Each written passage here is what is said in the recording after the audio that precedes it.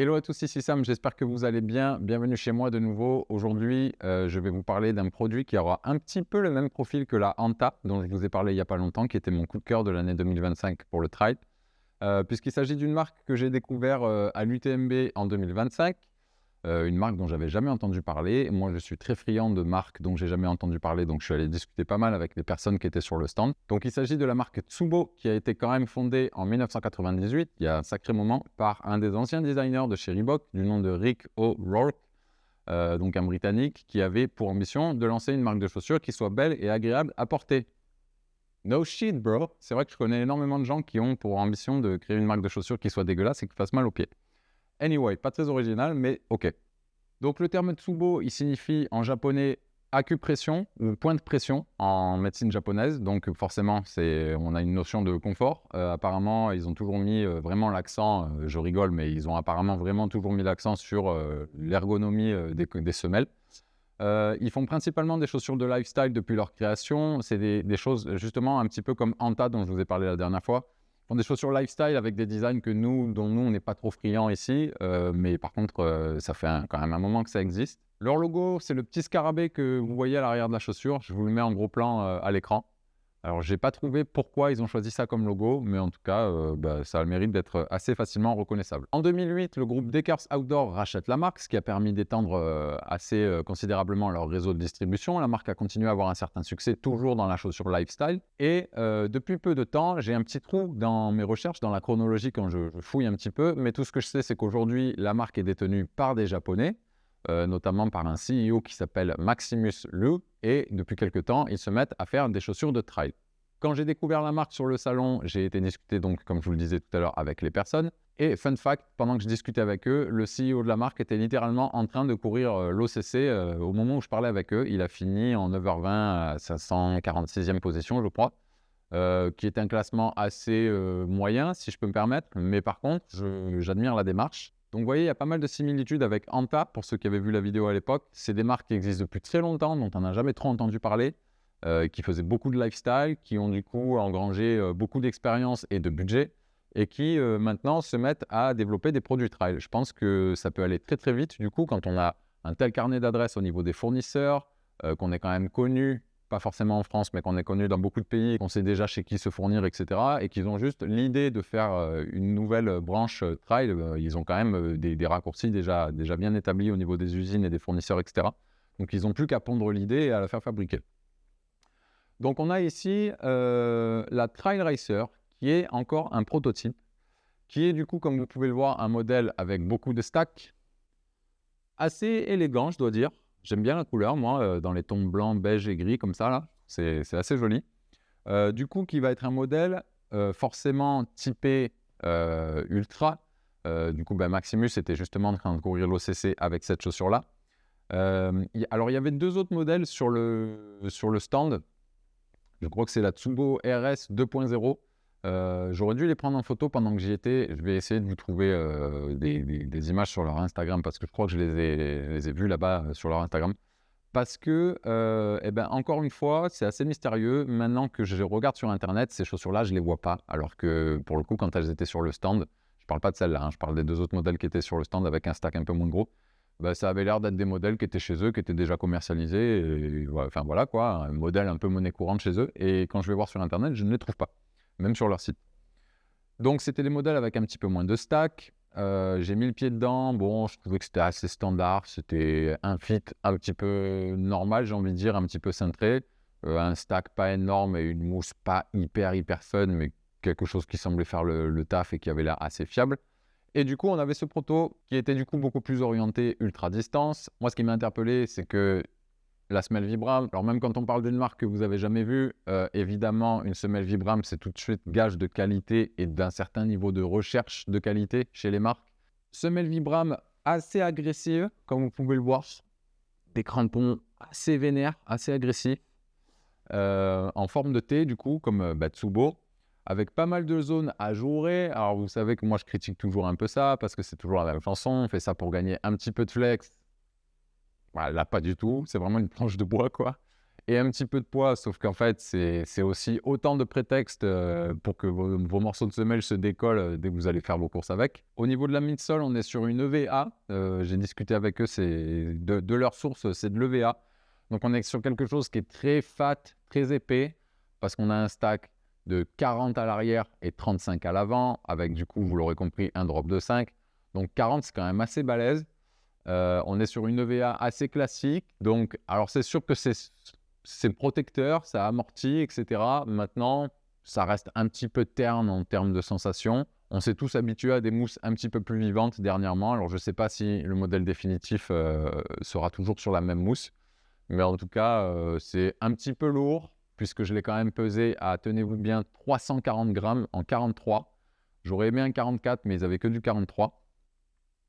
Donc voilà, une grosse semelle, un gros pavé d'EVA avec un stack de 40 et 35, avec un rocker forcément énorme, parce que au plus vous avez de stacks, on est toujours à 0 à l'avant de la chaussure, vous êtes d'accord? Donc quand vous avez un stack de 40, bah forcément, pour arriver à 0 à l'avant, le rocker va forcément être énorme. Ça, c'est obligatoire, c'est normal. Au niveau du mesh, par contre, je salue. Donc comme je vous le disais, je vous le remontre un petit peu de plus près là. J'ai vraiment une lumière de merde là, c'est pas ouf, je vous mettrai comme d'hab des gros plans. Je trouve que c'est joli au niveau des coloris, au niveau du design, etc. C'est extrêmement respirant, c'est un mesh très aéré, tissé avec des fibres de Kevlar, donc assez solide. Et puis du coup qui est entremêlé de petits empiècements de TPU là, je pense. Le mesh tellement respirant que ça m'est déjà arrivé d'avoir froid aux pieds en courant, parce que littéralement le courant d'air passe au travers. Au niveau de la languette, quelque chose de très épuré, très moderne, pas vraiment rembourré. Ce que je salue par contre, c'est l'utilisation de lacets crantés. Je ne sais pas trop comment on appelle ça, je crois que ça porte un nom, j'ai oublié. Mais les petits lacets crantés là, du coup pour éviter qu'ils se défassent, c'est quand même plus difficile à défaire. Donc ça, pas mal, c'est très léger aussi. En bas du laçage, comme vous pouvez le voir sur le plan que je vous mets là, vous avez un empiècement qui est élastique, alors que le mesh, lui, n'est pas élastique. Vous avez un petit empiècement en bas du laçage qui est élastique. Donc, c'est sympa parce que ça donne un petit peu d'amplitude au niveau de la base des métatarses pour que ça prenne pile la largeur. Donc, c'est pas énorme, mais ça a le mérite d'être là. Il y a une petite zone élastique juste au-dessus des métatarses, en bas du coup-de-pied. Au niveau de la insole, pareil, je salue l'effort parce que quand on la touche, quand on la compresse, on sent qu'il s'agit de quelque chose de vraiment consistant. Pas forcément parce qu'elle est épaisse, mais parce que c'est quelque chose qui est vivant et qui se tient et qui, pour moi, contribue littéralement à l'amorti, au confort dans la chaussure.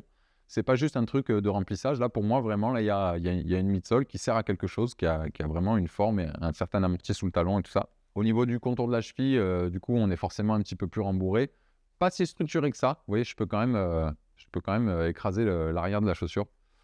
Donc, en termes de pratique, si vous voulez, c'est un petit peu, pour ceux qui connaissent, comme une Olympus, mais avec un drop de 5 et sans la toe box. Parce que moi, au niveau du fit, j'ai trouvé que c'était un chouïa serré quand même.